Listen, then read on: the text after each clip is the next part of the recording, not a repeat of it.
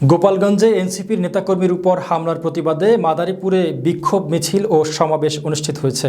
বুধবার বিকেলে শহরের লেকের পাড়ে এই বিক্ষোভ মিছিল ও প্রতিবাদ সমাবেশ অনুষ্ঠিত হয়।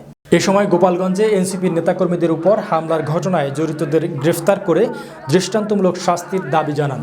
দ্রুত আইনশৃঙ্খলা বাহিনী এই পদক্ষেপ না নিলে আগামীতে বৃহত্তর আন্দোলনের ঘোষণা দেওয়ার কথা বলেন তারা। জানা যায়, সারা দেশে পদযাত্রার অংশ হিসেবে বুধবার দুপুরে গোপালগঞ্জ থেকে মাদারীপুরে রওনা দেন জাতীয় নাগরিক পার্টির শীর্ষ নেতারা।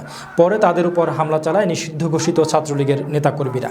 এর পরপরই এনসিপির কেন্দ্রীয় নেতাদের আগমন উপলক্ষে মাদারীপুরে নিরাপত্তা জোরদার করেছে আইনশৃঙ্খলা বাহিনী।